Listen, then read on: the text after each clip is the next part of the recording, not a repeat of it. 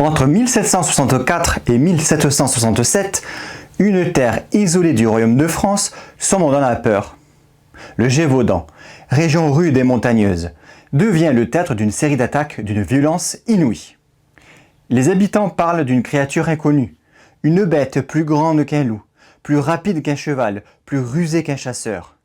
Une bête qui semble frapper sans relâche, toujours pour tuer. C'est l'histoire de la bête du Gévaudan, l'un des plus grands mystères français.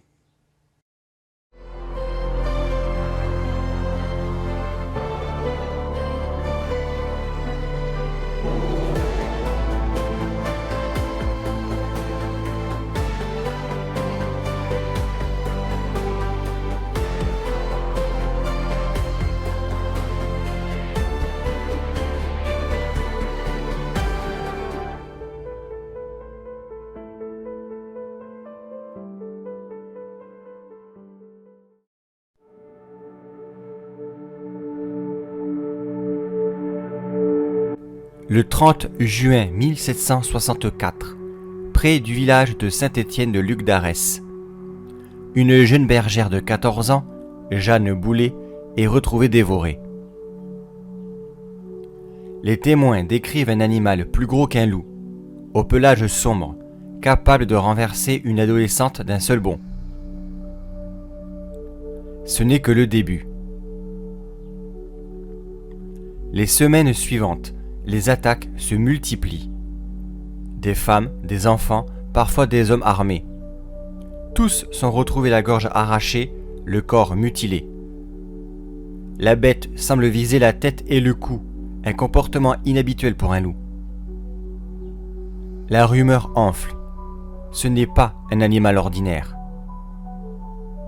Plusieurs enfants échappent miraculeusement à la créature. Le récit est glaçant. Il parle d'un animal aussi haut qu'un veau et rayé sur les flancs, doté d'une mâchoire capable d'emporter un bras. Certains affirment qu'elle n'a pas peur des hommes, qu'elle attaque même en plein jour. Un garçon raconte que la bête l'a saisie par les épaules avant d'être repoussée par des adultes. Un autre dit qu'elle se relevait même après avoir été touchée. Ces témoignages nourrissent la légende des monstres invincibles.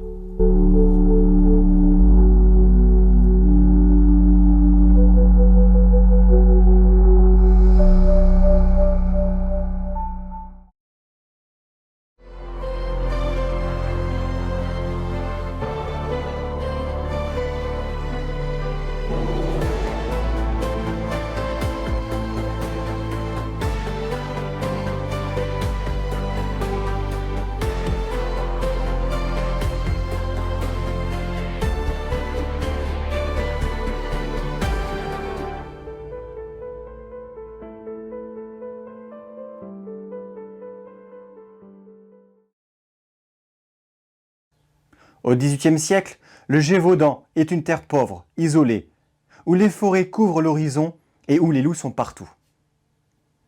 Pensez donc, on en compte près de 20 000 dans tout le royaume. Les hivers y sont rudes, les villages éloignés les uns des autres, et les superstitions profondément ancrées. Dans ce décor, la peur n'a pas besoin de beaucoup plus pour prendre racine. L'affaire prend une ampleur nationale. Les journaux parisiens s'emparent du sujet, décrivant la bête comme un fléau surnaturel. Louis XV lui-même envoie des chasseurs d'élite, dont François-Antoine, porte-arquebuse du roi. En septembre 1765, Antoine abat une énorme bête, un énorme loup, présenté comme la bête. L'animal est empaillé, envoyé à Versailles et la cour se félicite. Mais, quelques mois plus tard, les attaques reprennent, plus violentes encore. Le loup royal n'était pas la bête. Le 19 juin 1767, un paysan du nom de Jean Chastel abat un canidé étrange lors d'une battue. Les descriptions parlent d'un animal, partiellement loup, mais pas tout à fait. Son corps est examiné, puis enterré. Après cette date, les attaques cessent définitivement. Officiellement, la bête du Gévaudan est morte. Mais officieusement, le mystère reste entier.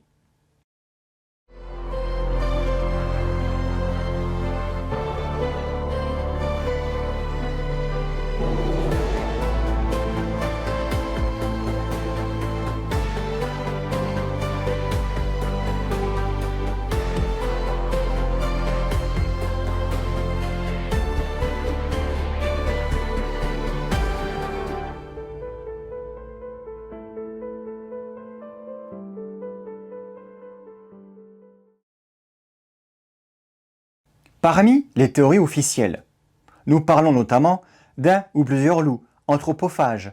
Plusieurs attaques simultanées dans des zones éloignées laissent penser qu'il ne s'agissait pas d'un seul animal, mais d'une meute entière. La famine, le petit âge glaciaire et la présence massive de loups auraient favorisé des comportements agressifs. Deuxième hypothèse officielle, un loup exceptionnellement grand. En effet, certains témoignages évoquent un animal de 90 kg, presque 2 mètres de long. Un loup hors norme, mais pas impossible. Maintenant, évoquons les théories non officielles. Parmi celles-ci, la première. Un animal exotique échappé d'une ménagerie. Hyène, lion, juvénile, canidé africain. Les descriptions de la bête, pelage rayé, tête massive, comportement atypique, ont alimenté cette hypothèse. Mais aucune preuve matérielle n'a jamais été retrouvée. Deuxième hypothèse non officielle, un hybride dressé pour tuer. Une théorie qui reste persistante affirme que la bête aurait été un chien-loup dressé utilisé par un noble local ou un marginal. Cela expliquerait son intelligence, sa capacité à échapper aux battus, le choix précis des victimes, mais là encore, aucune archive ne confirme cette piste. Nous avons aussi la créature surnaturelle. En effet, à cette époque, certains prêtres parlent d'un châtiment divin. D'autres affirment que la bête arrêtait les balles. Ces récits reflètent surtout la peur collective, mais ils ont nourri la légende. Nous pouvons évoquer également une manipulation politique selon une théorie moderne. La cour aurait amplifié l'affaire pour détourner l'attention après la défaite de la guerre de 7 ans. La bête aurait été un outil médiatique avant l'heure.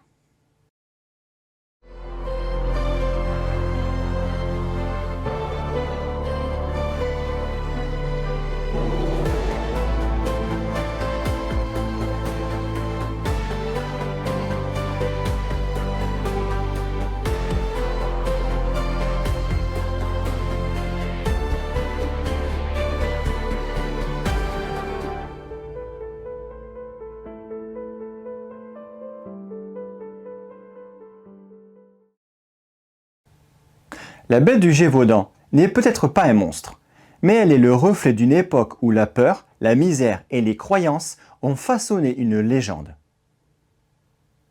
Un mélange de faits réels, de témoignages contradictoires, mais aussi de récits amplifiés par les journaux. Ainsi, 3 siècles plus tard, une question demeure. Qu'est-ce qui a vraiment tué plus de 100 personnes dans le Gévaudan? Un loup? Plusieurs? Un animal inconnu? Ou bien quelque chose que nous ne comprendrons jamais totalement?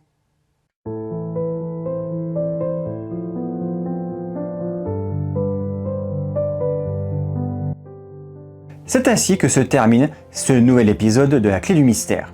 Si cette vidéo vous a plu, n'hésitez pas à mettre un pouce bleu sous cette dernière, de laisser un commentaire et de vous abonner à ma chaîne si ce n'est déjà fait. Quant à moi, je vous dis à la prochaine pour une nouvelle vidéo sur ma chaîne. Salut, ciao, bye bye.